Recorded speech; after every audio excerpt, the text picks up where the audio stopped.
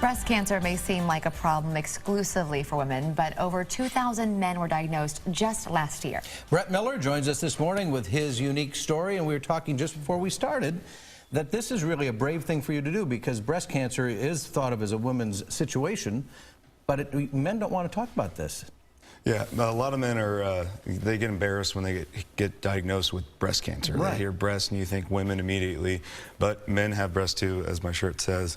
Right now, we've shared the story. We've got a documentary coming out sharing the stories of many men, and it's their fight through this, this journey of breast cancer. But it's not just them; it's about their families as well, because it's not an individual thing. I mean, it takes your family to help you get through this whole battle of breast cancer. Your case is very unique because you're so young. You discovered a lump before you even turned 20. I was 17, going into my final year, my senior year of high school, and I brought it up to 2 different doctors, and both of them told me that it was a calcium buildup and it was, puberty, and it would dissipate and go away. Well, 7 years later, at 24, is when I was officially diagnosed, but it was only because of myself going to the doctor just to get a physical, and mentioned the lump that I'd still had. And he sent me to go get an ultrasound and a mammogram, and ultimately, that's where it came breast cancer. I had a mastectomy, and luckily it did not spread over the time that I had. And I chose to do 4 rounds of chemotherapy based on a test called Oncotype DX, which told my oncologist that I would benefit from having chemotherapy.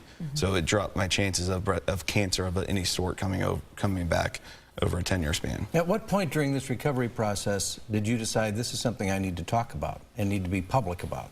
It was almost from the get-go.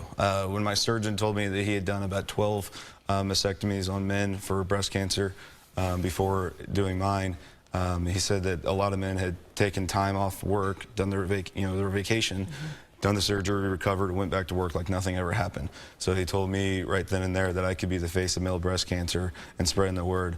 And it has helped. There's a male up in New York. He's from the Bronx and stuff, and he's very proud about it. He's been on TV the last couple of days as well, up in New York, spreading the word too, and he did not say anything after being diagnosed until he saw my story when I was on Katie Couric 2 years ago. Wow. And ever since, he's been in contact with us, and he's been right up there with me on spreading the word and building awareness. You hear a common phrase, like it's emasculating to say I have breast cancer, that fear, like it sounds feminine. And then you go to fill out breast cancer forms and it's like, when was your last period? I'm a guy, this is weird, this is strange. How do you get, you gotta get through all that stuff to face the fact that it is a real issue for men. Yes, I went through all that, going to get an ultrasound. You have to go into the women's clinic. There's not going to be a male's clinic that's going to have an ultrasound and a mammogram. That's just spending stupid money for things that aren't needed.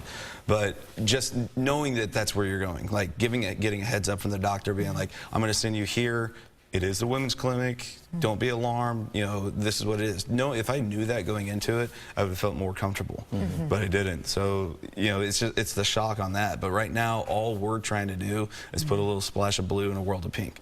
Just trying to spread the message that I let men have breasts too. There you go. Thanks for doing that. It's important, pink. and you're doing a great thing. You are doing a great thing, and you could be changing and saving lives while you're doing that. The Making Strides event for American Cancer Society takes place this Saturday at the Crown Center. I know you'll be there. I'll be there. I'll be speaking to kick off the race and everything. They asked me a few weeks ago to do it, so it's an honor.